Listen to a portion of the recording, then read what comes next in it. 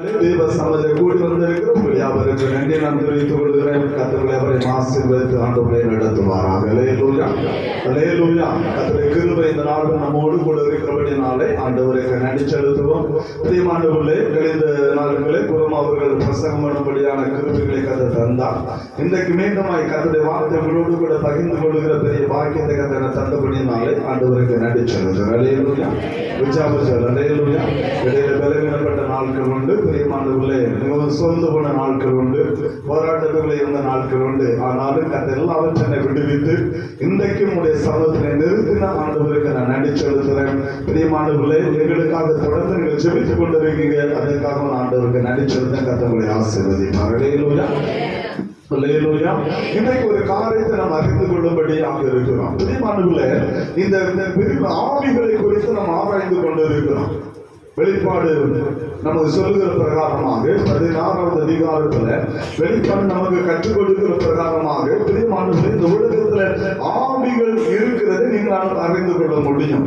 இந்த 16வது அதிகாரம் 13வது வசனத்தை வாசிக்கலாம். அப்பொழுது வலு சர்ப்பத்தின் ஆவியும் மிருகத்தின் வாயிலும் நல்ல தீர்க்கதரிசி வாயிலிருந்து தவளைகளுக்கு ஒப்பான 3 அசுத்த ஆவிகள் புறப்பட்டு வர கண்டேன். அவைகள் அற்புதம் செய்கிற பிசாசுகளின் ஆவிகள், அவைகள் பூலோகம் எங்குமுள்ள ராஜாக்களை சர்வ வல்லமையுள்ள தேவனுடைய மகா நாளில் நடக்கும் யுத்தத்திற்கு கூட்டி சேர்க்கும்படியாக அது புறப்பட்டு போனது. அல்லேலூயா. வேதம் கற்றுக் கொடுக்கிற ஒரே ஒரு காரியம் தான், கடைசியாக ஒரு யுத்தம், 2 யுத்தம் இருக்கிறது. ஆண்டவராகிய இயேசு கிறிஸ்து 2 யுத்தத்தை அவர் நடத்தும்படியாக இருக்கிறார். ஒன்று, பிரியமானவர்களே, வலு சர்ப்பத்தோடு அந்த யுத்தம் நடைபெறும்படியாக இருக்கிறது. வலு சர்ப்பமும் கள்ள தீர்க்கதரிசிகளும் ஒரு கூட்ட ஜனங்களும் சேர்ந்து ஆண்டவரை எதிர்க்கும்படியாக இருக்கிறாங்க. அந்த யுத்தம் அர்மகதான் யுத்தம் என்று அழைக்கப்படுகிறது. அல்லேலூயா. வெளிப்படுத்துகிற விஷயத்தை பார்ப்பீங்க. அர்மகதான் யுத்தம் அது நடைபெறும். அந்த யுத்தம் முடிந்த பிற்பாடு கர்த்தர் வலு சர்ப்பத்தை அந்தி கிறிஸ்து கள்ள தீர்க்கதரிசி அவர் அக்கினி கடலில் அவர் தள்ளி போடுகிறார். போட்ட உடனே வலு சர்ப்பம் மீண்டுமாய் இந்த உலகத்தில் 1000 வருட அரசாட்சி பிற்பாடு தள்ளப்படுகிறது. தள்ளப்பட்ட அந்த வலு சர்ப்பமானது உலகத்திற்கான ஒரு கூட்ட ஜனத்தை ஆண்டவருடைய அந்த யுத்த நாளுக்கென்று அது தன்னை ஆயத்தப்படுத்துகிற ஒரு காரியத்தை நான் பார்த்துக் கொள்ள முடியும். அந்த அர்மகதான் யுத்தம் அந்தி கிறிஸ்துவுக்கு இயேசுவுக்கு நடக்கிற யுத்தம். 2வதாக ஒரு யுத்தம் இந்த உலகத்தில் நடைபெறும்படியாக இருக்கிறது. மகோகை என்று சொல்லக்கூடாத 2 இடங்களில் வைத்து அந்த யுத்தம் ஆண்டவரோடும் வலு சர்ப்பத்தோடு நடைபெறும்படியாக இருக்கிறது. அல்லேலூயா. முதல் யுத்தம் ஆண்டவர் இந்த உலகத்தில் 2 யுத்தத்தை நடத்த விரும்புகிறார், நடத்த போகிறார். விரும்புகிறார், அது நடக்கும். சொன்ன ஒரு மகிமையான ஒரு காரியம் அதுதான். அந்த யுத்தமானது முதல் யுத்தம் அந்தி கிறிஸ்துவுக்கு இயேசுவுக்கு இடையில நடக்கிற யுத்தம். அது அர்மகதான் என்று சொல்லி அழைக்கப்படுகிறது. 2வது யுத்தம் பிரியமானவர்களே, இயேசுவுக்கும் வலு சர்ப்பத்துக்கு நடைபெறுகிற ஒரு பெரிய யுத்தம். அல்லேலூயா. அது கோகை மகவே என்று சொல்லக்கூடாது. 2 இடத்தை வைத்து ஒரே இடம் தான். அந்த இடத்தை வைத்து அது நடைபெறும்படியாக இருக்கிறது. அந்த யுத்தம் நடைபெறும் போது பிரியமானது ரத்தமானது குதிரையினுடைய கடிவான அளவுக்கு ரத்த ஆறு ஓடும். அந்த பள்ளத்தாக்குல உலகம் முழுவதும் அல்ல, யுத்தம் நடைபெற அந்த பள்ளத்தாக்குல குதிரையினுடைய கடிவான அளவுக்கு ரத்த ஆறு ஓடும். எவ்வளவு பெரிய மகா பெரிய யுத்தம் நடைபெறும் போது நாம் அறிந்து கொள்ளணும். குதிரையினுடைய கடிவான அளவுக்கு ரத்தம் ஓடணும்னு சொன்னா சாதாரண ஒரு காரியம். ஒரு மனிதனுடைய உடம்பு எவ்வளவுதான் ரத்தம் அவங்க யோசித்து பார்க்கணும். அப்ப அந்த அளவுக்கு ரத்தம் ஓடுன்னு சொன்னா எவ்வளவு பெரிய ஒரு கூட்டத்தை அந்தி கிறிஸ்து சேர்க்க போகிறது நம்ம அறிந்து கொள்ளணும். அல்லேலூயா. அவன் பக்கம் எவ்வளவு பெரிய ஒரு கூட்டம் இந்த உலகம் முழுவதும் சேர்ந்து நிற்க போகிறது நாம் அறிந்து கொள்ள வேண்டும். பிரியமானவர்களே, இந்த 3 விதமான ஆவிகள் இப்படிப்பட்டதான காரியங்களை செய்கிற ஒரு நிலைமைக்குள்ளாக இன்றைக்கு நீங்கள் நான் தள்ளப்பட்டு இருக்கிறோம். நம்ம மத்தியிலே அந்த ஆவிகள் நம்ம மத்தியிலே அது கிரியை செய்து கொண்டுதான் இருக்கிறது. அந்த ஆவிக்கு நாம் எப்படி தப்பித்துக் கொள்ள வேண்டும் அதை குறித்து அன்றைக்கு நாம் அறிந்து கொண்டிருக்கிறோம். அல்லேலூயா. இந்த வாரத்தில் பிரியமா வலு சர்ப்பத்தின் ஆவியினுடைய ஒரு கிரியை நான் உங்களோடு நான் பேசுறேன். வலு சர்ப்பம் என்று சொன்னாலே அது வஞ்சிக்கிற ஒரு ஆவி. வலு சர்ப்பத்தின் ஆவி வஞ்சிக்கிற ஆவி. அந்தி கிறிஸ்துவுடைய ஆவி கர்த்தருடைய வார்த்தைக்கு விரோதமாய் செயல்படுகிற ஒரு கர்த்தர் என்ன சொன்னாரோ அதுக்கு நேர்மாற செயல்படும். நம்முடைய வாலிப பசங்க பிள்ளைங்க பெரியவங்க வஞ்சிக்கப்படும். இந்த அந்திகிறிஸ்து ஆவிக்கு வஞ்சிக்கப்படுறாங்க. கர்த்தர் சொன்ன வார்த்தை வேலை செய்து கேட்குது கிடையாது. கர்த்தர் சொல்ல வார்த்தை கீழ்படுகிறது கிடையாது. பெரியவர்களும் சரி, நான் வாலிப பிள்ளைங்க மட்டும் சொல்றேன், சின்ன பிள்ளைங்க மட்டும் பெரியவர்களும் அப்படிதான் இருக்கும். கர்த்தருடைய வார்த்தைகள் நம்ம கீழ்படுகிறது இல்லை. கர்த்தர் என்ன சொன்னா அதை செய்கிறது இல்லை. நமக்கு நினைக்கிறோம் நான் ஜெபம் பண்றேன், நான் வேதத்தை வாசிக்கிறேன், ஆவிக்கு நன்மையில் இருக்கிறேன்னு சொன்னோம். இல்லை, கர்த்தருடைய வார்த்தை மீறி நடக்கிறதே பாவம். அல்லேலூயா. வேதம் சொல்ற நியாயப்பிரமாணத்தை மீறுவது பாவம். நியாயப்பிரமாணத்தை மீறுவது பாவம். கர்த்தருடைய கற்பனைகளை கட்டளைகளை மீறுவது பாவம். அந்த கிரியை இன்னைக்கு நம்ம நடுவில் செயல்படுத்துவது அந்திகிறிஸ்துவுடைய ஆவி. கள்ளத்திற்கு அவன் என்ன செய்கிறது? கிறிஸ்து இங்கே இருக்கிற அங்கே இருக்கிறான்னு சொல்லி நம்ம அழைத்து அது அலைக்கழிக்கிற ஒரு ஆவி. அல்லேலூயா. அது ஒரு நாள் ஒரு இடம் நம்ம நிரந்தரம் அங்க விட அது சபையை சீர்குலைக்கும். அது சபையை சீரழிக்கிற ஒரு ஆவி, சபையை நிர்மூலமாக்குற ஒரு ஆவி. ஒரு ஐக்கியத்தோட சபை நடக்கும்னு சொன்னா அந்த ஐக்கியத்துக்குள்ள என்ன சொல்ல நம்மள இருக்க விடவே வேண்டாம். அன்னைக்கு பாத்தீங்கன்னா உங்களுக்கு நான் திரும்ப சொல்றேன், பெந்தேக சபையை குறை சொல்லக்கூடாது. ஒரு பெந்தேக சபை முளைக்கு எங்க முளைக்கும் தெரியுமா? ஒரு பெந்தேக சர்ச்சு முளைக்கு எங்க முளைக்கும் தெரியுமா? எங்க இந்த டினாமினேஷன் இருக்கிறதோ அங்கதான் என்ன செய்யும் முளை. சலிஷான் எங்க இருக்குதோ, Luther mission, London mission, CSI, Roman Catholic, இதெல்லாம் எங்க இருக்கு அங்கதான் ஒரு பெந்தேக சபை என்ன செய்யும் முளை.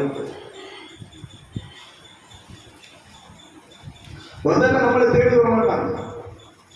நம்ம கஷ்டம் இல்லாம நம்ம பாடுகள் இருக்கும் நம்மளை தேடி ஒரு நினைச்ச மாட்டாங்க, வர மாட்டாங்க. அன்னைக்கு நம்முடைய ஊழியக்காரன் இப்படிப்பட்ட அந்த ஊழியக்காரர் சேர்ந்து ஒரு சபையை உருவாக்கி வச்சிருப்பாங்க. அதுக்கு இடையில ஒண்ணு வருவாங்க, வந்து அழகா ஒரு செப வீடுன்னு சொல்லி ஒரு வீட்டை ஸ்தாபிச்சு அங்கிருந்து ஆரம்பிப்பான்.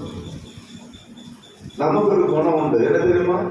இங்க லேசா ஒரு பிரச்சனை வந்துருந்தோம்னா உடனே நினைச்சிடும் உடனே இந்த லோக்கல் இருக்குன்னு நினைச்ச கோயிலுக்கு பரவாயில்ல, லோக்கல் எடுத்து கோயில் வரணும், ஆண்டர் வேண்டி வருமா? இந்த ஊழியக்காரன் இருக்கிறவங்க கோயிலுக்கு வர மாட்டேன், ஊழியக்காரன் வரமா ஆண்டர் ஆராதிக்க வரமா? அல்லேலூயா. உச்சாவச்சர் அல்லேலூயா. இது என்ன ஆவி? அந்திகிறிஸ்து கள்ளத்திற்கு ஆவி, சபையை வஞ்சிக்கிறாங்க. சண்டை போடுறது நேரம் அங்க போய் சேர்ந்துக்கிறாங்க. அவனுக்கு தெரியும் எப்படி நம்மளை வஞ்சிக்கலாம், எப்படி இழுக்கலாம் சொல்லி தெரியும். ஒரு வீட்டுல ஒரு சின்ன பிரச்சனை வந்து அவன் நேரம் உள்ள நுழைஞ்சிடும். அது ஜோம் பண்ண மாதிரி அந்த பிரச்சனை தீர்ந்த மாதிரி கடைசி வாங்கி எங்க சபைக்கு வாங்கணும்னு சொல்லுவோம். ஒரே ஒரு கூட்டம் நான் வச்சிருக்கிறேன், அந்த வெள்ளிக்கிழமை மட்டும் உபவாச கூட்டம் தானே, சும்மா தானே இருக்க வாங்கன்னு சொல்லுவோம். கடைசி என்ன செய்வோம்? எல்லா கூட்டமும் அங்க போயிடும். ஒரு சபை என்ன செய்யுது? பாழாக்கப்படுகிறது. ஆரம்பத்தில் நம்மை வளர்த்த அந்த தன்மை மறந்து போகிறோம். ஆரம்பத்தில் நம்மை வளர்த்து விட்டு அந்த தன்மை மறந்து போகிறோம். ஆரம்பம் நம்ம தேடி வந்த தன்மை மறந்து போகிறோம். ஆரம்பத்தில் நம்ம கஷ்டப்படும் போது பாடும்போது நமக்கு உதவி செய்த அந்த காரியத்தை மறந்து போகிறோம். நமக்காக முழங்கால் விட்டு திருச்சபை மறந்து போகிறோம். உடனே அங்க போனது ஆவி, அங்க போனது பரவசம். இது யாருடைய வேலை? கள்ளத்திற்கு ஆவி. அல்லேலூயா. கிறிஸ்து இங்கே இருக்கிறார் அங்கே இருக்கிறான்னு சொன்ன எல்லை கழிக்கிற ஒரு பொறுப்பான ஆவி. அதான் வேதனை கற்றுக் கொடுக்கிற ஒரு காரணம். இதுதான் இந்த மாதத்துல பிரியமானவர்களே, அந்த வஞ்சிக்கிற ஆவி, வலு சத்தத்தின் ஆவிகள் ஒரு கிரியை, பிரிவினை உருவாக்குற ஒரு கிரியை. அதை குடும்பத்தோடு கூட இணைந்து நான் சொன்னேன். ஒரு புருஷ மனைவிக்குள்ள அது பிரிவினை உருவாக்குற ஒரு காரியத்தை கொடுத்து கழிந்த வார்த்தை அவங்களோடு கொடுக்கணும் பேசுறாங்க. ஆண்டவர் குடும்பத்தை கட்டி எழுப்புகிறவர். அல்லேலூயா. ஆண்டவர் குடும்பத்தை கட்டி எழுப்புகிறவர். அதான் சொன்ன தேவன் நினைத்தது மனிதன் நினைச்ச கூடாது, விரிக்க கூடாது. தனி குடித்தனம் என்பது தேவன் நிர்ணயிக்கப்பட்ட ஒரு காரியம். நினைக்கிற பிள்ளைங்க தனி குடித்தனம் இல்ல, அது தேவனுடைய திட்டம். ஏன் தெரியுமா? 2 வருட பெற்றோரும் அந்த குடும்பத்தை தலையிட கூடாது என்பது தேவனுடைய திட்டமாக இருந்தது. அல்லேலூயா. 2 வருட குடும்பம் அந்த குடும்பத்தை தலையிட கூடாது. பிள்ளை கட்டி கொடுத்துட்டீங்கன்னா முடிஞ்சு போச்சுக்கிறது. பிள்ளைய விசாரிக்கணும், எப்படி இருக்கு என்ன விசாரிக்கணும், விசாரிக்க கூடாதுன்னு சொல்லல. ஆனா அவங்க ஃபேமிலி விஷயத்தை தலையிடுவது தவறான ஒரு காரியம். அல்லேலூயா. அது அவங்க புருஷனை பார்த்துருவாங்க. அதான் தேவனுடைய திட்டம். ஆண்டவர் பதவி குறிச்சானவர்களே ஆதாமை ஏவாளை தேடி போனா சகல காரியங்களை கற்றுக் கொடுத்தால் அவரோடு கூட பேசினா அவரோடு கூட உறவாடினா கர்த்தர் வந்து விட்டார். அவங்க ஃபேமிலி லைஃப்ல கர்த்தர் என்ன செய்யல, தலையிடவே இல்லை. அவங்க ஃபேமிலி லைஃப்ல ஆண்டவரே தலையிடல. கர்த்தருடைய சுதந்திரமா தான் வச்சிருந்தார். கனியை மட்டும் புசிக்காத மற்றவருடைய சுதந்திரமா தான் கர்த்தர் விட்டுருந்தார். அதுதான் தேவனுடைய திட்டம். குடும்பங்கள் பாழாக்கப்பட்டு போனது பெற்றோருடைய பேச்சினால். அநேக குடும்பங்கள் பெற்றோருடைய வார்த்தையினால் அநேக குடும்பங்கள் சின்ன பின்னமாகி கொண்டிருக்கிறது.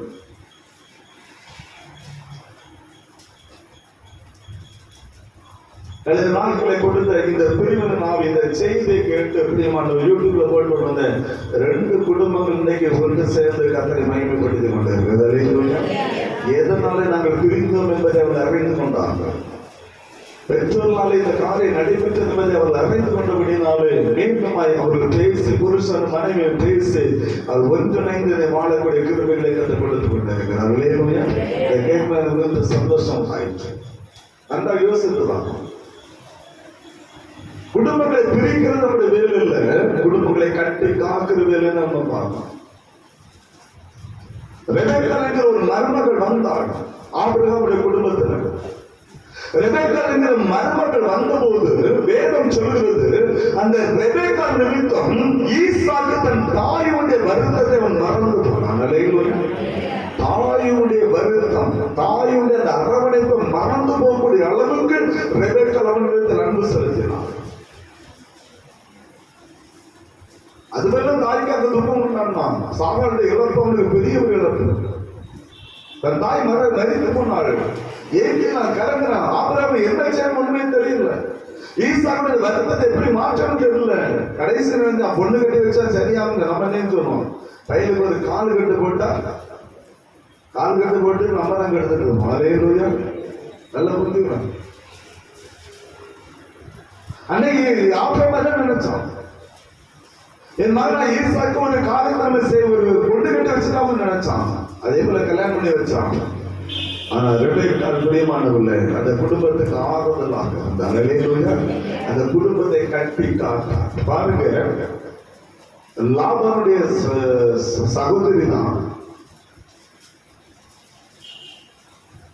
திருமணமாகி ஈசாக்கு விட்டு வந்துட்டான். ஆனா ரெபெக்காளுடைய மரண நாள் வரையிலும் அவன் லாபானுடைய வீட்டுக்கு போனதே இல்லை. அல்லேலூயா. தன் தகப்பனுடைய வீட்டுக்கு அவன் என்ன செய்யல, போனதே இல்லை. தன்னை வளர்த்த பெற்றெடுத்த தகப்பன் தான், தன்னை வளர்த்த தகப்பன் தான், தன்னை வளர்த்த சகோதரன் தான் லாபான். ஒரு பெரிய ஒரு குடும்பத்துக்குள்ள அவர் வளர்ந்தவள், ஒரு பெரிய ஒரு அரவணைப்புக்குள்ள வளர்ந்தவள். இந்த ஆபிரகாம் ஈசாக்கு மட்டும்தான் இருக்கிறாங்க, வேற யாருமே இல்லை. வேற யாரும் இருக்கிறாங்க, அது வேற. ஆனா குடும்பம் சொல்லுங்க 2 பேரும் தான் இருக்கிறாங்க. ஏன்னா ஆபிரகாம் 3 திருமணம் செய்தான். ஆகார் ஏற்கனவே அனுப்பி விட்டான். கேட்கிறாலும் கொடுக்க வேண்டிய எல்லா விஷயத்தையும் அப்படியே ஒதுக்கி விட்டான். இப்ப ஈசாக்கை மட்டும்தான் வச்சிருக்கிறான். சாராள் மரித்து போனால் தன்னுடைய ஒரே மகனை அவன் வளர்த்து கொண்டு வருகிறான். இப்ப 2 பேர் தான் இருக்கிறாங்க. 2 பேர் இருக்கிற குடும்பத்தை சாராள் இணைகிறான். ஆனா அந்த குடும்பத்தை சந்தோஷம் உண்டாயிருந்தது. அல்லேலூயா. உற்சாகம் சொல்ல அல்லேலூயா. அந்த குடும்பத்தை சந்தோஷம் உண்டாயிருந்தது. அவள் ஆபிரகாமை கவனித்துக் கொண்டார். ஈசாக்கு செய்ய வேண்டிய படிப்படிகளை சரியாக செய்தார். வேதம் சொல்லுது, தன் தாய்க்கு துக்கத்தை வந்து அவன் ஆறுதல் அடைந்தான். பைபிள் சொல்லுது. இதுல மகிமையான ஒரு வார்த்தை பார்த்தீங்களா? யோசிச்சு பாருங்க, நம்மளும் திருமணமாய் வந்திருக்கிறோம். நம்மளால ஒரு குடும்பம் ஆறுதல் பெற்றிருக்க, வேதனைப்பட்டு இருக்கிறார். ஒரு சமயம் ஒரு சின்ன பிரச்சனை வந்தபோதும் ஒரு போன் வந்துட்டு அடுத்த வார்த்தை, அக்கா பிறந்து வா, நீ வா, அதுக்கு நான் வைக்கல பார்த்து வைக்கேன். இன்னைக்கு போலீஸ் ஸ்டேஷன் போகாம விடக்கூடாது. எத்தனை குடும்பம் நம்ம போலீஸ் ஸ்டேஷன்ல ஏறினோம்.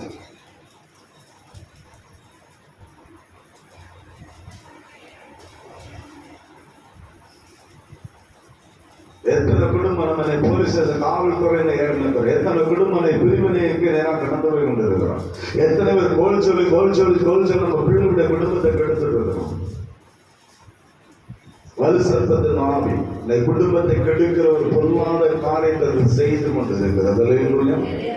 மற்ற 24 ஆண்டவர் சொன்னார், அக்கிரம மிகுதியாவதினால் அன்பு என்ன செய்யும், தணிந்து போகும். அக்கிரமம் மிகுதியாவதினால் அனைவருடைய அன்பு தணிந்து போகும் என்று சொல்லி அந்த 24வது அதிகாரத்துல கர்த்தர் பயன்படுத்துகிற ஒரு வார்த்தை நீங்கள் அறிந்து கொள்ள முடியும். 24:12 வசனத்தை வாசித்து அறிந்து கொள்ள முடியும். யார் தந்து தந்து போகும் 14 வசனம் அநேக கள்ள தீர்க்கதரிசிகள் எழுப்பி அநேக நிச்சயமாக வஞ்சிக்கிற ஆவி அது செயல்படும். எனவே குடும்பம் என்பது தேவனாலே கட்டி காக்கப்படுகிற ஒரு மகிமையான ஒரு ஆசீர்வாதமான ஒரு காரியம். அல்லேலூயா. கர்த்தருடைய கிருபையினாலே கட்டி காக்கப்பட வேண்டும். அன்னைக்கு கூட்டு குடும்பமா இருந்தாங்க.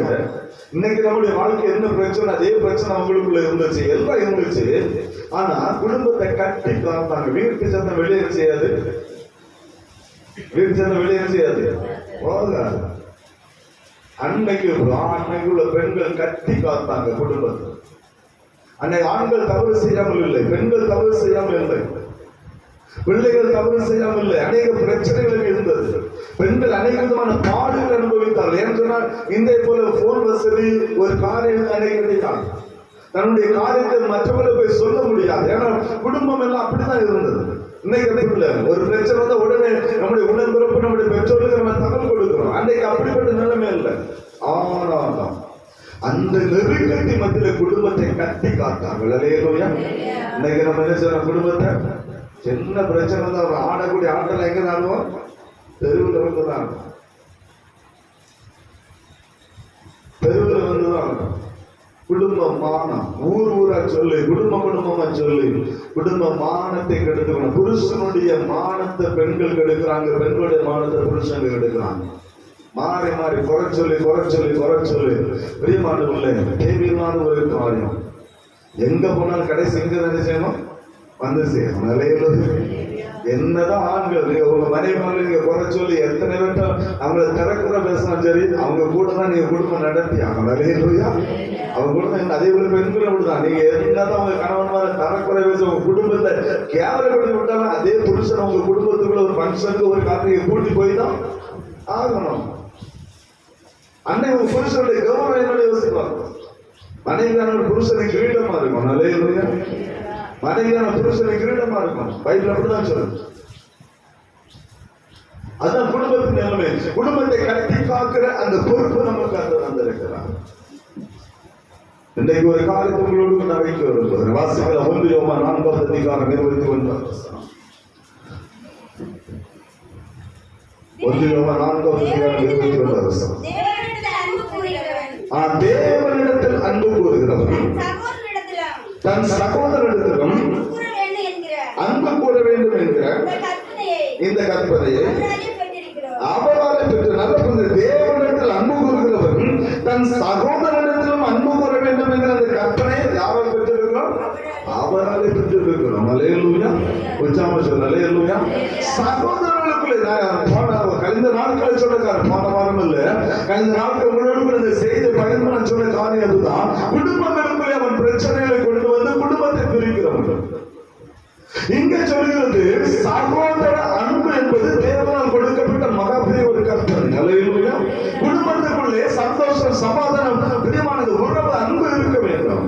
இன்னைக்கு சகோதரர்களுக்குள்ளே பிரிவினை உருவாக்குற பிரிவினை ஆவி. குடும்பத்தை மட்டும் இல்லை, சகோதரர்களுக்கு என்ன செய்வான், பிரிவினை கொண்டு வருகிற ஒரு ஆவி. பிறக்கும் போது நன்றாக தான் பிறக்கிறான். உடம்பந்த சகோதரன் பிறக்கிறான், உடம்பந்த சகோதரன் வளர்க்கிறான். எல்லா காரியமும் அங்கதான் நடக்குது. அன்பாக இருக்கலாம், ஒருவர் விட்டு கொடுப்பதில்லை, எல்லாம் அன்பாக பூர்ணப்பட்டு இருக்கிறது. ஆனால் பிரியமானவர்களே, மனிதன் வளர வளர வளர அந்த அறிவு பெருக பெருக அந்த சகோதர அன்பு குறைந்து கொண்டே போகிறது. சகோதர அன்பு குறைந்து கொண்டு போகிறது. நீங்கள் அறிந்தோம் 6 சகோதரரை தேடி நிற்கிற பிள்ளைகள் எத்தனை குடும்பம் தெரியுமா? திருமணம் ஆன பிற்பாடு ஒரே சண்டை, அண்ணன் தம்பிக்குள்ள சண்டை, வந்தவனை கால் பண்ணி விட்டுறாரு. அவன் தம்பி இருப்பான், அவன் அண்ணன் இருப்பான், அவன் அப்படி இருக்கிறான் இப்படி இருக்கிறான். பரிசரப்பத்தை நாமே செய்வதற்கு நீ அலைய சகோதரர்களை பிரிவினை உருவாக்குற ஒரு காரியம். பிரச்சனை எங்க வரும் தெரியுமா? சொத்து பிரச்சனை வந்து அநேக குடும்பம் நடக்கிற சொத்து பிரச்சனை. ஒரு இன்ஜின் ஓட்ட மாட்டான், வேற என் இடம் போயிட்டு அதுவரையும் நல்லா தான் இருந்தாங்க. அண்ணன் தம்பிக்குள்ள எந்த ஒரு பாதிப்பு இல்லை. அண்ணன் தம்பி சரியா தான் இருந்தாங்க. தெய்வ அன்புக்குள்ள வளர்ந்தாங்க. வீட்டுல இருப்பது வருமான ஒற்றுமை எல்லாம் இருந்துச்சு. அண்ணன் தம்பி பிரிக்க முடியாது அந்த நேரத்தில் இருந்தாங்க. ஆனா 2 பேருக்கு திருமணம் ஆன போது 2 ஒட்டிக்குள்ள 2 துருவமா இருக்கிறது. எதில் அந்த காரியத்தை யார் கொண்டு வந்தா?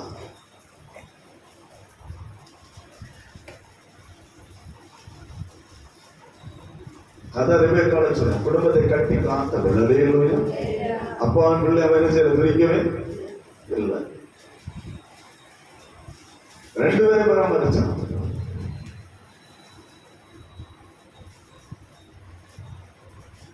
2 பேருக்கு அவளுடைய அன்பு குறையவில்லை. ஆபிரகாம் தகப்பனை போல அவள் பாதுகாத்துக் கொண்டாள். ஈசாக்கு தன்னுடைய புருஷனை போல அவள் பாதுகாத்து, புருஷனை போல இல்ல, புருஷன் தான், புருஷனை பாதுகாத்துக் கொண்டார். இன்றைக்கு குடும்பத்துடைய நிலைமை அண்ணன் தம்பிகளை கோல் மட்டும் விடுகிறது. அப்பா இளைய தம்பிக்கு மட்டும் நிறைய கொடுத்தாரு. உனக்கு என்ன தந்தாரு? அண்ணன் சென்னையில வேலை பார்த்துட்டு இருப்பான். தம்பி வீட்டுல இருப்பான். வீட்டுல இருக்க அந்த தொடர்பு தோட்டம் அந்த மாங்காய் எல்லாம் இவன் தான் எடுத்து சாப்பிடுவான். அனுபவிக்க வீட்டுல இருக்கிறான். அங்க சென்னையில பேசுவாங்க. எல்லாம் அந்த தம்பி அனுபவிக்க உனக்கு என்ன வந்துருச்சு? ஏன் வேலையெல்லாம் விட்டுட்டு வீட்டுல வந்து இருக்க தம்பி போல வீட்டுல இருக்கிற அனுபவிக்கலாம். அப்ப நீங்களே வீட்டுக்கு வாங்க, அனுபவிக்கலாம். எதுக்கு வேலைக்கு போறீங்க? ஒரு பெருமையை ஆவி. அல்லேலூயா. என் குடும்பத்தை சீரழிக்கிற ஒரு பொருளாத ஒரு ஆவி. இந்த பிரிவின் ஆவி 2 விதமான காரியத்தில் செயல்படும். சகோதரர்களுக்குள்ள 2 விதமான காரியத்தில் செயல்படும். ஒன்று பொறாமை. இந்த பொறாமை முதல்ல வந்தது யாருக்கு தெரியுமா? பசிகள். ஆதியாகமம் 4வது அதிகாரம். ஏன்னா வெவ்வேறு ஆதாரம் வேணும். ஆதியாகமம் 4வது அதிகாரம் 5-6 வசனங்களை வாசிக்கிறோம். காயினையும் அவன் காணிக்கையும் அவர் அங்கீகரிக்கவில்லை. அப்பொழுது காயினுக்கு மிகவும் எரிச்சல் உண்டாகி அவன் முகநாடி வேறுபட்டது. அப்பொழுது கர்த்தர் காயினை நோக்கி, உன் முக ஏன் எரிச்சல் உண்டாயிற்று? ஏன் வேறுபட்டு இருக்கும்? முகநாடி வேறுபட்டு இருக்குது. நீ நன்மை செய்தால் மேன்மை இல்லையோ? நீ நன்மை செய்யாது இருந்தால் பாவம் உன் வாசப்படிலே படுத்திருக்கும் என்று கர்த்தர் சொன்னார். அல்லேலூயா. ஆண்டவர் காயினை பார்க்க 2 பேரும் காணிக்கை கொண்டு வராங்க. அண்ணன் தம்பி தான், ஒரே தகப்பன் பிறந்த பிள்ளைகள். ஆதாமுக்கு ஏவாளு பிறந்த பிள்ளைகள். பாவம் என்னன்னு சொல்லி எனக்கு தெரியாது. கொலை எப்படி நடக்கும் என்று சொல்லி தெரியாது. பொறாமல் என்னன்னு தெரியாது. எதுவுமே தெரியாத ஒரு காலம். முதல் மனிதனுக்கு பிறந்த 2 பிள்ளைகள். 2 பேரும் ஆண்டவரை காணிக்கை செலுத்த வராங்க. அந்த ஒருவனுடைய காணிக்கை கர்த்தர் ஏற்றுக்கொண்டார், ஒருவனுடைய காணிக்கை கர்த்தர் ஏற்றுக்கொள்ளவில்லை. அல்லேலூயா.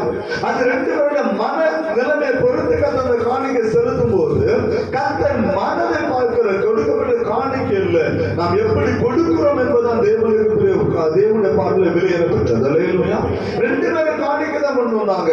ஆனா ஆபேல் முதல் பலனை கொண்டு வந்தான். பைபிள் சொல்ல ஆபேல் முதல் பலனை கொண்டு வந்தான். காணிக்கப்பட்ட காணிக்கை கொண்டு வந்தான். அந்த முதல் பலன் செலுத்தின ஆபேலுடைய காணிக்கை கர்த்தர் அங்கீகரித்தார். அல்லேலூயா. காயினுடைய காணிக்கை இல்லை. ஆனா இவனுக்கு யார் மேல எரிச்சல் உண்டாயிட்டு? ஆபேல் மேல எரிச்சல். அல்லேலூயா. காணிக்கை ஏற்றுக்கொள்ளாமல் இருந்தது யாரு? ஆண்டவர். அல்லேலூயா. இவன் கோபம் யார் மேல இருக்கணும்? ஆண்டவர் மேல இருக்கணும்.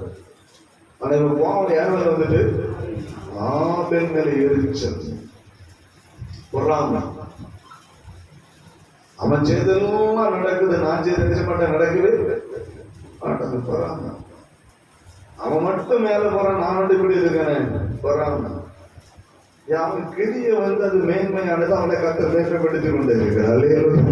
அவன் நல்ல படிக்கிறான், கர்த்தவனை மேன்மைப்படுத்தி கொண்டே இருக்கிறான். நான் படிக்கல. பெற்றோர் 2 பேரையும் சமாதானப்படுத்தி வைக்கிறாங்க. 2 பிள்ளைகள் பெற்றோரை சமாதானப்படுத்தி வைக்கிறாங்க. நான் படிக்கல, என் நம்பி படிக்கலாம். அது யார் மேல? எங்க அப்பா மேல பொறுப்பா?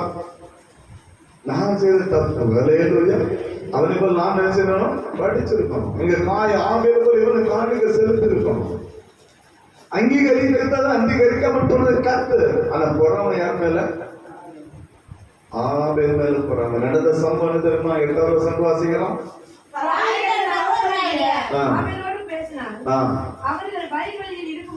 சமயத்து காயின் தன் சகோதரனாய் ஆபேலுக்கு விரோதமாய் எழும்பி அவனை கொலை செய்யக்கூடிய அளவுக்கு வன்மம். இது ஒரே நாள் நடந்த காரியம் அல்ல. ஹல்லேலூயா. இந்த வன்மத்தை உள்ள வச்சுட்டே இருந்தோம். இந்த வஞ்சகம் பகை உள்ள இருந்துட்டே இருக்கு. ஆண்டவர் அப்படி செய்தார் அவனை மட்டும் அந்த வஞ்சக எண்ணம், அந்த இருதயம் முழுவதும் காயினுக்கு அழுக்காய் அந்த அழுத்தம், அதே போட்டு சிந்தனை, அதே போட்டு எண்ணம், தன் சகோதரனுக்கு விரோதமா எப்படின்னா கொலை செய்யலாம், எப்படி ஒன்று அழிக்கலாம், எப்படி ஒன்று நிர்மூலமாக்கலாம், எப்படி ஒன்று தரமட்டமாக்கலாங்கிற எண்ணம் அவனுக்கு இருந்தது. காலம் நிறைவேறது அதை செய்து முடியும். ஹல்லேலூயா. நல்ல புரிஞ்சுக்கலாம். ஆபேல் தப்பு பண்ணானா? ஒரு தப்பும் பண்ணல. அந்த மரணத்தின் நிறைய கடந்து பண்ண. ஏன் அவனை கொலை செய்யறான் தெரியுமா? வாசிக்கலாம். 1 யோவான் 3வது அதிகாரம். 1 யோவான் 3வது அதிகாரம் 12வது வசனம்.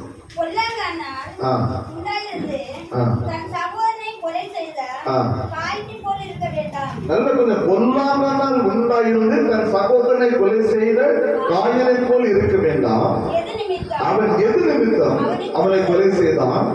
தன் கிரியைகள் பொல்லாதவர்களும் தன் சகோதரனுக்கு நீதி உள்ளதுமாய் இருந்தது நிமித்தமாய்.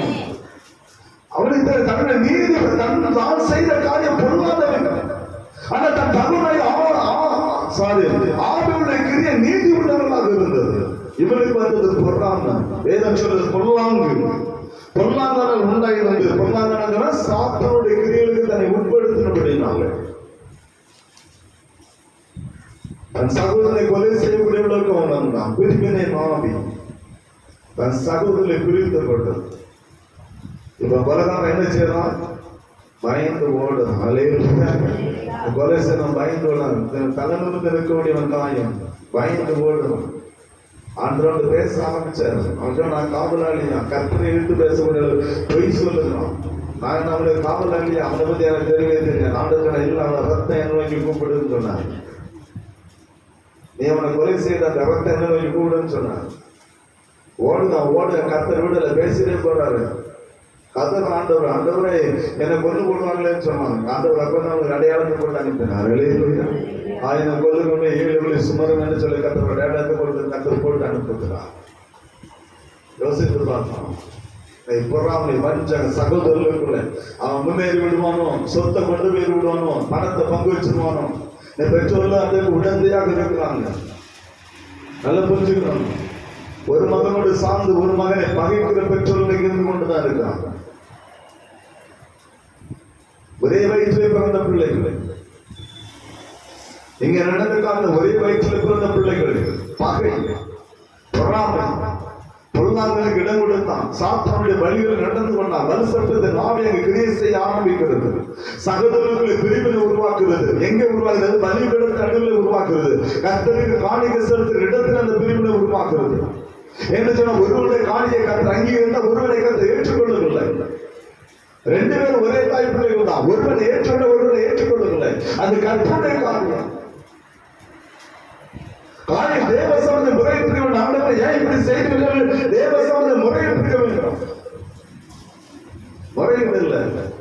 வலுசற்பத்தின் ஆவிக்கு இடம் கொடுத்தான். பொருளாதாரம் உண்டாயிருந்த வலுசற்பத்தின் ஆவிக்கு இடம் கொடுத்தபடினாலே அந்த ஆவி சகோதரர்களுக்குள்ளே பிரிவினை உருவாக்கி அந்த வன்மத்தை, வஞ்சகத்தை பிரியமான அந்த உள்ளத்துல வைத்து ஒவ்வொரு நாள் அவனுக்கு உடனே எரிச்சல் உண்டு. அவனை காணும் போதெல்லாம் இவனுக்கு எரிச்சல் உண்டாயிட்டே இருந்தது. ஏன்னா எப்படா கையில மாட்டுவான், அதோட அழிச்சிருவான். இதுதான் அவங்க எண்ணம். தாயினுடைய எண்ணம் அதை எப்ப கையில கிடைப்போம் அதை சோழி முடிச்சிடலாம். அப்படிப்பட்ட எண்ணம் இருக்கணும். எப்படி இருந்திருக்கணும்? உள்ளம் பார்க்கும் போதெல்லாம் சந்தோஷப்பட்டுருவானா? பார்க்கும் போது சந்தோஷப்பட்டானா? இல்லை, எரிச்சல். இவெல்லாம் செத்து போக மாட்டான். ஆபில் அப்படித்தானே செப்பான். இவன் கொலை செய்யணும் அதான் நினைச்சிருப்பான். இவனுக்கெல்லாம் ஒரு அழிவு வராதான், இவனுக்கெல்லாம் ஒரு சாக்காலம் வராதான். இவெல்லாம் எதுக்கு இருக்கிறான்? இவன் இருக்கிறனால எனக்கு வரக்கூடிய பங்கெல்லாம் போயிட்டு, எனக்கு வரக்கூடிய எல்லா வருமானம் இழந்து போய் நிற்கிறேன். இவனால எனக்கு பிரச்சனையா இருக்குது. இருக்கிற குடும்பத்துல சகோதரர்கள் எண்ணங்கள் அப்படி போய்கொண்டிருக்கிறது தெரியுமா? எத்தனை குடும்பங்கள் சகோதரனுக்கு விரோதமாய் மந்திரவாதம் செய்கிற குடும்பம் இன்னைக்கு இருக்கிறது.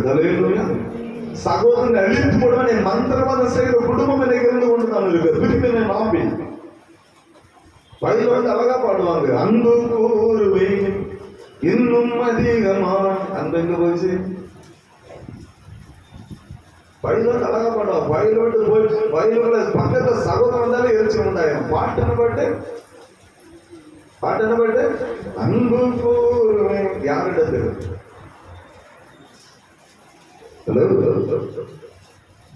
யாரிடத்தில்? பக்கத்துல வந்து உட்கார்ந்தாலே யார் மனத்தை நீக்கி போயிடும். உடனே செப்பம் எப்பண்டா போறோம், எழுந்து அடுத்த செய்து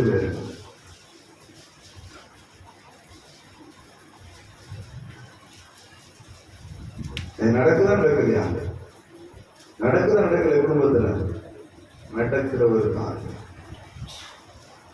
வேதம் அதை தெளிவாக நம்ம காண்பித்துக் கொடுக்கிறது.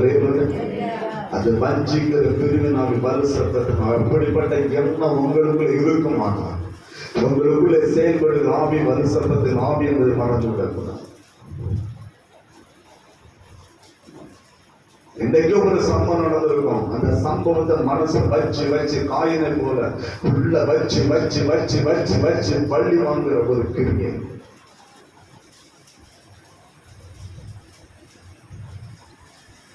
ஏற்கனவே சொல்லி இருக்க உலகத்துல 2 விதமான பாவம் உண்டு. என்ன பாவம்?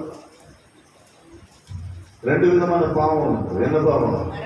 ஒன்று மரணத்துக்கு ஏதுவான பாவம், என்னோட மரணத்துக்கு ஏதுவல்லாத பாவம். அல்லேலூயா.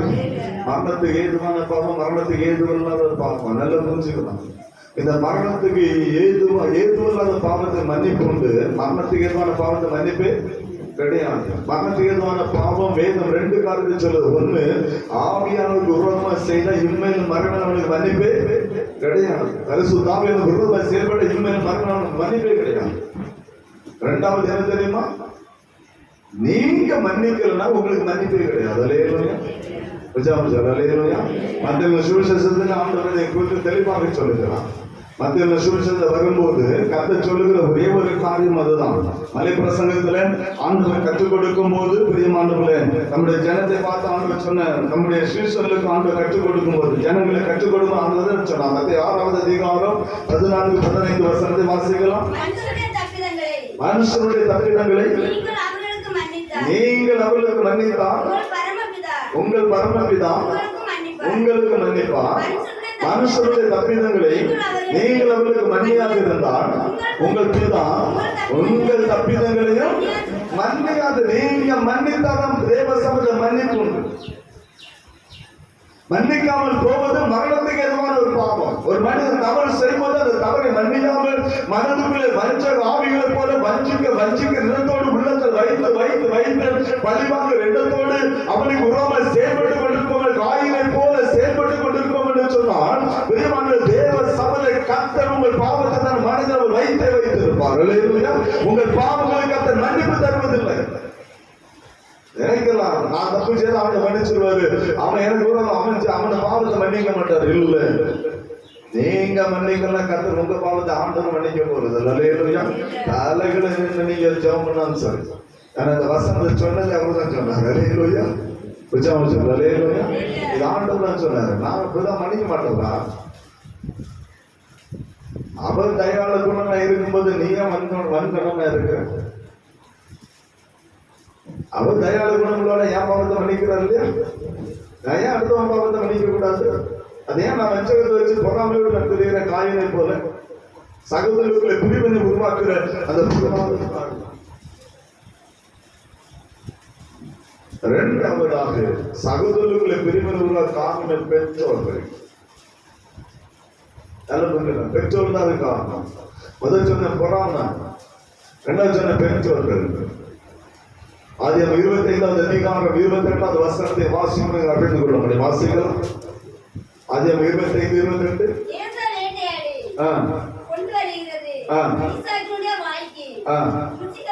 ருசிகரமா இருந்தது, பச்சமா இருந்தா. நல்ல புரிஞ்சுக்கணும். ஒரு பச்சமா நம்ம உருவாக்குறது, ஒரு பிரிவினை உருவாக்குறோம். ஐயா, ஒரே தாய் ஒரே தகப்பன் பிறந்த பிள்ளைகள் தான். 2 பேரும் ஆண்டவர் ஆராதிக்கிற பிள்ளைகள். 2 பேரும் நம்மளை போல தேவனோடு டைரக்டா பேசுகிற பிள்ளைகள். ஆண்டவர் ஈசாக்கோடு தேவன் பேசின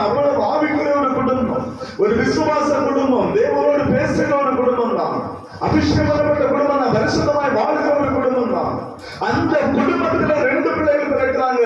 யாக்கோபு ஏசா என்று 2 பிள்ளைகள் பிறக்கிறாங்க. அந்த பெற்றோர் எப்படி இருந்தாங்க? ரெபெக்காளுக்கு கூடாரவாசியா இருந்த யாக்கோபு மேல பாசம் அதிகம். ஏசாவை கண்டு அவளுக்கு பிடிக்கிறது இல்லை. ஈசாக்கு நாக்கு ருசியா கொண்டவர்களுடைய ஏசாவை ஒரு சந்தோஷம் இல்லையா? அவன் ஏசா பக்கம் நின்றான். ஈசாக்கு ரெபெக்காள் யாக்கோபு பக்கம் நின்றான்.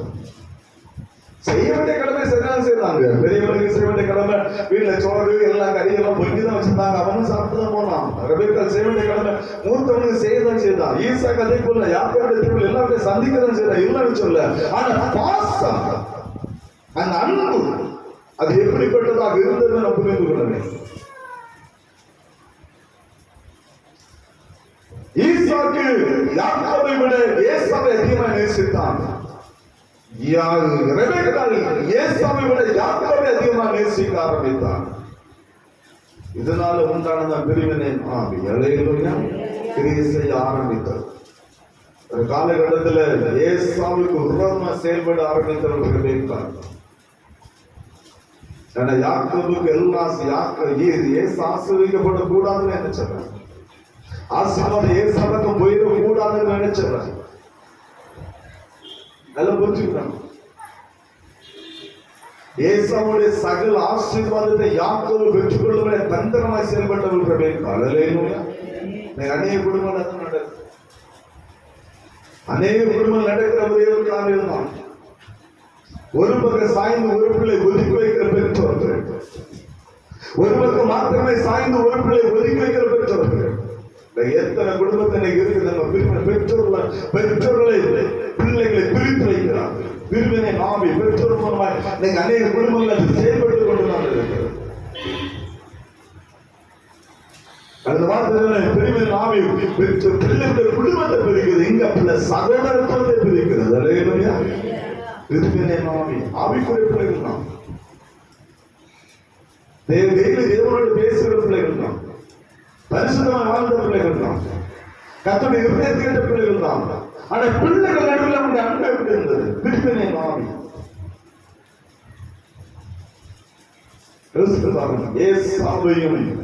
ஏசா யாக்கோபை எப்ப கையில கிடைப்பான் கொலை செய்யலாம் என்று சொல்லி அலைந்து தெரிந்து கொண்ட காரணம் அது. அல்லேலூயா. அதனால ஏசா பெற்றோர்கிட்ட ஓட வேண்டிய சூழ்நிலை வச்சு ஓடிட்டான். தெரியும் நின்னா ஏசா கொண்டு போடுவான்னு தெரியும். காரணம் யாரு? பெற்றோர்கள் ரெபெக்காள். அவ 2 பேரும் புருஷனை கொண்டு வந்திருக்கணும், கொண்டு வந்து சொல்லிருக்கணும். போய் 2 பேரை தலை கை வச்சு ஜோம் பண்ணணும், 2 பேரும் ஆசீர்வதியோட அவ வழிகாட்டி இருக்கணும். நல்ல 2 பிள்ளைகள் அவன் வைத்தவங்க பிள்ளைகள், 2 பிள்ளைகளை தகப்பட்டு கொண்டு வந்து நிறுத்தி இருக்கணும். நிறுத்தி அதை சொல்லுவேன், 2 பிள்ளை ஆசீர்வதியும் சொல்லியிருக்கணும்.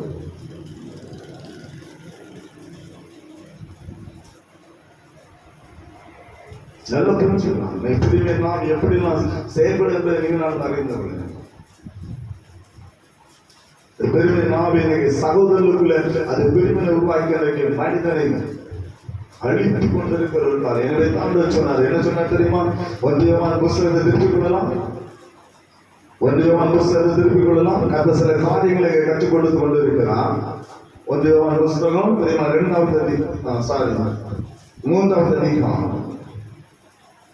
4வது அதிகாரம் 20வது வசனம் வாசிங்க. தேவனிடத்தில் அன்பு கூறுவேன் என்று சொல்லி ஒருவன் சொல்லியும் தன் சகோதரன் பெயர்த்தால் அவன் பொய்யன், தன் கண்ட சகோதரத்தில் அன்பு கூறாதவன் ஆனாது தேவனிடத்தில் எப்படி அன்பு கூற முடியும்? ஐயா, பார்க்கிற சகோதரத்தை உனக்கு அன்பு இல்லை, பார்க்கிற நண்பனுக்கு அன்பு இல்லை, நம்ம சுற்றி இருக்க நம்முடைய உடம்புல சகோதரத்துவன் அன்பு இல்லை. அவனை கேட்டான்னு சொல்லுவான், அன்பு கூறுவேன் இன்னும் அதிகமா. ஆண்டதுல ஒன்னை போல பொய்யா அந்த உலகத்துக்கு ஒரு தன்மை கிடையாது கற்று சொல்றார். அல்லேலூயா. அல்லேலூயா. ஆண்டதான் சொல்றாரு, தேவனிடத்தில் அன்பு கூறுவேன் சொல்லி தன் சகோதரனை பகிர்கிறவன் பொய்யா. அந்த சகோதரத்தை அன்பு கூற முடியல, காணாத தேவனை நான் அன்பு கூறேன்னு எப்படி சொல்ல முடியும்? யோசிக்கிறதா? ஒரு பொய்யான வாழ்க்கையை வாழ்ந்து கொண்டு இருக்கிறோமா? மாற்றிக்கொள்ளுங்கள். அந்த பிரிவின் ஆவிகளுக்கு இடம் கொடுக்கவே கூடாது. பொய்யான ஒரு வாழ்க்கை நமக்கு தேவையில்லை. கட்டதை அறுவருக்கிறார், வெறுக்கிறார். இரண்டாவது நடக்கிற காரியம் என்ன தெரியுமா? வாசிக்கலாம். 1 வசனம் சொல்லுது, தன் சகோதரனை கைவிக்கிற எவனும் மனுஷ கொலைபாதகனாக இருக்கிறான். மனுஷ கொலைபாதகன் எவனோ அவனுக்கு நித்திய ஜீவன், நித்திய ஜீவன் அவனுக்கு கிடையாது. வேதம் சொல்லுகிறது, அழகு சொல்லுவான், தன் சகோதரனை பகைக்கிறவன் கொலைகாரன். தன் சகோதரனை பகைக்கிறவன் கொலைகாரன். மனுஷ கொலைவா அவனுக்கு நித்திய ஜீவனை கிடையாது. அவர்தான் பாடுவார். என்ன பாட்டு பாடுவார்? பரலோகம்தான் என் பேச்சு, பரிசுத்தம்தான் என் மூச்சு, கொஞ்ச காலம் இந்த பூமியில யாருக்காக? இயேசுவுக்காய், சுவிசேஷத்துக்காய். ஆண்டுகளையே நீ மனுஷ கொலைபாதகன்பா, பல்லவத்திலே உனக்கு இடம் இல்லை. நீ எங்கல்ல பல்லவம் என் பேச்சு பாட்டு பாடிதே, உனக்கே நியாயமா இருக்கான்னு ஆண்டவரை கேட்பார். ஆண்டவரே கேட்பார். அதான் ஆண்டவர் எழுதி வச்சிருக்காரு. தன் சகோதரனை பகைக்கிறவன் மனுஷர் கொலைப்பான், அவன் கொலைகாரன். பூமியில நான் பெரிய நீதிமான் வாழலாம், தேவனுடைய நியாயத்துல கத்த நியாயத்திற்கு நீ கொலைகாரனாக தான் நின்று கொண்டிருப்பான். தேவ சமுதாய கொலைகாரனாக நின்று இருப்பீங்க. கத்துடைய நியாயத்தின் பதிலாம் இந்த கொலைகாரன கத்த நியாயத்தின் கொலைகாரன் பரலோகத்தை வாய்க்குள்ள வெளியே தள்ளி விட்டு போயிட்டே இருந்தார். அதான் நீ மன்னிக்கலாம், நான் மன்னிக்க மாட்டேன் கத்த சொல்ல காரணம் தான். மனுஷ கொலைவ பிரிவின் ஆவி பலிசற்பத்தை குடும்பத்துக்குள்ள அப்படிப்பட்ட பகையை உருவாக்கி இன்னைக்கு நன்றிக்கு சொல்ற தேவனுக்கு தேவனுடைய மகா யுத்த நாளுக்கு ஒரு கூட்டத்தை ஆயத்தம் பண்ணி கொண்டு இருக்கிறது. எனவே தான் சொன்னால் தெரிந்து கொள்ளப்பட்ட ரட்சிக்கப்பட்ட காலகட்டத்தில் வாழ்ந்து கொண்டு இருக்கிறோம். அல்லேலூயா. சகோதரனுக்குள்ள பகை வத சொன்ன அவன் பொய்யன், இரண்டாவது சொன்ன அவன் கொலைகாரன். மூணாவது பைபிள் அவனுக்கு என்ன சொல்லுது தெரியுமா? அதே 3வது அதிகாரம் 17, 18, 19 வசனம் வாசி. ஒருவன் உலக ஆசையுடையவனாக இருந்து தன் சகோதரனுக்கு குறைச்சவன் என்று கண்டு தன் இருதயத்தை அவனுக்கு அடைத்துக் கொண்டால் அவனுக்குள் தேவனுக்கு நிலை கொள்ளுவது எப்படி?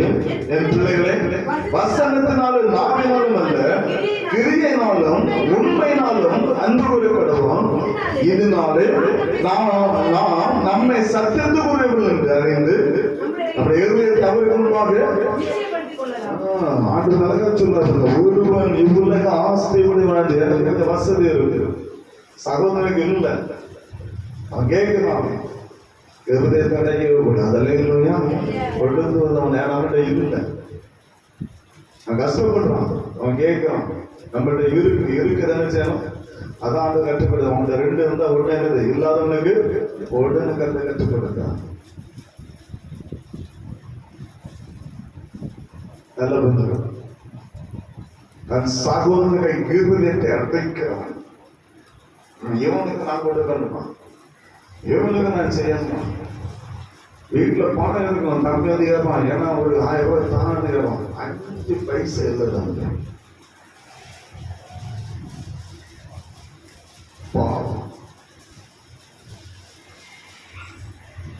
வேதம் சொல்றது, நாவினாலும் வசனத்தினாலும் மாத்திரம் இல்லை, கிரியையினாலும் உண்மையினால் அன்பு கூறப்படும். அல்லேலூயா. சும்மா நாவினால சோதரம் சோதரம் சோதரம் போட்டதுல லைவ்ல தான் சொல்லுது. வசனத்தை உள்ள வச்சுட்டு ஆண்டு இடங்கள் இருக்கான்னு சொல்லல, கிரியையில இருக்கும். சகோதரன் நேசிக்கலாம், மற்றவர்கள் உதவி செய்யணும். மற்றவங்க சொன்னா ஆண்டவர் சகோதரத்துவம் கண்டு கொண்டு வர்றார். அல்லேலூயா. அந்த சகோதரனை நேசிக்கலாம், உடன் வந்த சகோதரன் நேசிக்கலாம். உடன் வந்த சகோதரனுக்கு ஒன்று சொன்னா நம்ம இருதயம் குடிக்கும். அன்பு அந்த அன்பு தேவ அன்பு எனக்கு ஊற்றப்படுவது மாத்திரம் அந்த காரியத்தை நான் செய்ய முடியும். வேத மதியத்தை கற்றுக்கொள்ளுங்க. அந்த அன்பு தான் உங்களுக்கு எனக்கு இருக்க வேண்டும் என்று சொல்லி கர்த்தர் விரும்புகிறார். அல்லேலூயா. ஆண்டு விரும்புவது ஒரே ஒரு காரியம் ஏன் தெரியுமா? 1 யோவான் 3வது அதிகாரம் 16 வசனத்துக்கு அப்படி சொன்னாரு, சகோதரனுக்காக நீங்க ஜீவனை கொடுக்கிற அன்பு உங்களுக்குள்ள இருக்கும். வசிக்கலாம். நான் சகோதரத்தில் அன்பு கூறுபடியால் மரணத்தை விட்டு நீங்கி ஜீவனுக்கு உட்படுத்தும் ஜீவனை உட்பட்டிருக்கிறோம் என்று அறிந்திருக்கிறோம். சகோதரனுக்கு அன்பு கூடாதவன் மரணத்திலே நிலை கொண்டிருக்கிறார். மரணத்தில் நிலை கொண்டிருக்கிறான். சகோதரத்தில் அன்பு கூடாதவன் மரணத்தில் நிலை கொண்டிருக்கிறான். மரணம் அப்படின்னு சொன்னா அவன் நித்திய ஜீவனே கிடையாது. அல்லேலூயா. நித்திய ஜீவனே கிடையாது. யோவான் 15:13 என்ன சொல்ற வாசிக்கலாம்.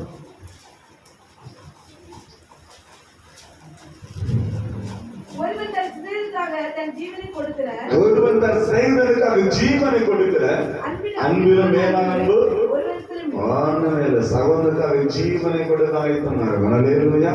அதுதான் உண்மையான அன்பு.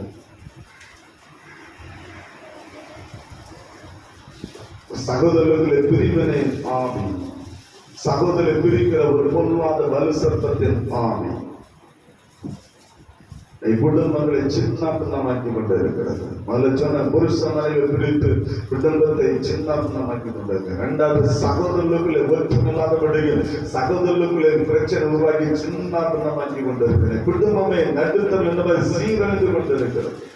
ஒன்றாய் வாழ வேண்டிய குடும்பம், ஒன்றாய் கட்டி எழுப்ப வேண்டிய குடும்பம், ஒன்றாய் நிலைத்திருக்க வேண்டிய குடும்பத்தை வலுசத்தின் ஆவிகளுக்கு இடம் கொடுத்து, அந்த வஞ்சிக்கிற ஆவிகள் இடம் கொடுத்து, அந்த பொறாமைகளுக்கு இடம் கொடுத்து, பிரியமான எல்லாவற்றையும் நிலைக்கிறார். கடைசியாக வேணும் சொல்ல நித்திய ஜீவன் இல்லை. அவன் நித்திய ஜீவனை இழந்திருக்கக்கூடிய சூழ்நிலை மனிதன் வந்து கொண்டு இருக்கிறான். யோசித்துதான் ஆண்டவர் நமக்கு கொடுத்த பெரிய வாக்குத்தத்தம் என்ன தெரியுமா? ஒரே வாக்குத்தத்தம் புதிய ஏற்பாடு. என்ன வாக்குத்தத்தம் தெரியுமா? புதிய ஏற்பாடுல ஒரே வாக்குத்தத்தம் என்ன வாக்குத்தத்தம்? பழைய ஏற்பாடுல நிறைய வாக்குத்தத்தம், புதிய ஏற்பாடுல ஒரே வாக்குத்தத்தம். என்ன வாக்குத்தத்தம் தெரியுமா? வாசிக்கலாம். 1 யோவான் 2வது அதிகாரம் 25வது வசனம்.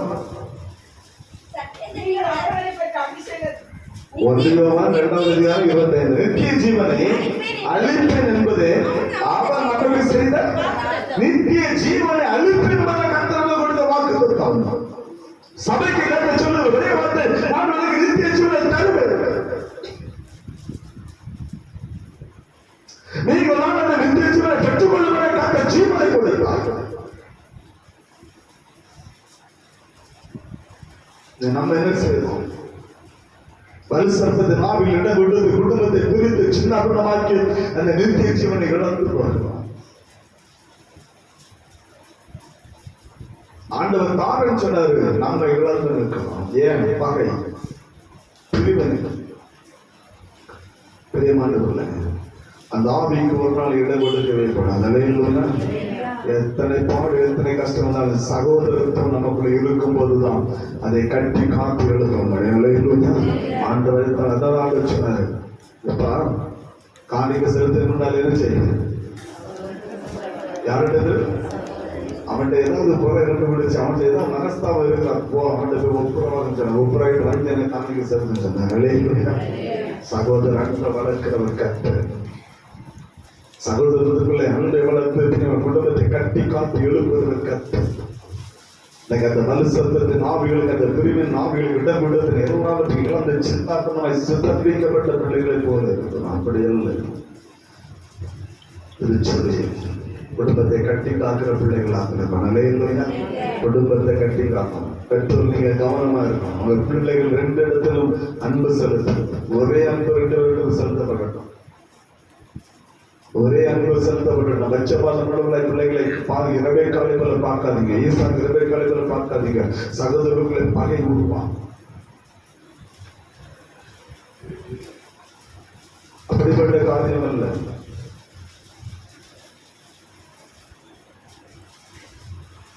ஒரே எண்ணம், ஒரே சிந்தை உடையவர்களாக நீங்கள் வாழும்போது உங்கள் குடும்பம் கட்டி காக்கப்படும். ஒரு குடும்பம் கட்டி அதுதான் கர்த்தர் விரும்புகிற, கர்த்தர் விரோதமாக செயல்படுகிற ஒரு வஞ்சமாவி வலுசத்தினாலே சபைக்குள்ளே நுழைந்து பிரிமாண்டுகளை தேவ பிள்ளைகளை வஞ்சிக்கிற ஒரு பொருளாக ஆவி. அப்படிப்பட்ட ஆவிகள் நம்ம கிரியை செய்யாதபடிகள் ஒரு மனிதன் ஆவி அவர்களை கிரியை செய்ய முடியாது. அந்த வஞ்சிக்கிற ஆவி பிரிவினை கொண்டு வருகிற நமக்கு தெரியும் இந்த பிரிவினை உருவாக்குறது தெரியும். மலங்காலோடு ஜோமனை ஆவியை கட்டித்து கொண்டு விரட்டு அந்த குடும்பத்தை கட்டி காத்து நீங்கள் செல்லும் போது கர்த்தர் உங்களை ஆசீர்வதித்து நித்திய ஜீவனை தர வல்லமையுள்ள தேவனாக இருக்கிறார். அல்லேலூயா. அவருடைய வாக்கு தத்தங்கள் வாழ்க்கை நிறைவேறும். அந்த நித்திய ஜீவனை பெற்றுக் கொள்ளும்படியாக அந்த சகோதர அன்பில் வளர்கிற அந்த கிருபைகளை கத்தனை தரும்படியாக அவருடைய சமத அர்ப்பணித்து நம்ம சொல்லுமா கத்தனை அவரை ஆசீர்வதிப்பாராக. ஆமென். ஜெபம்.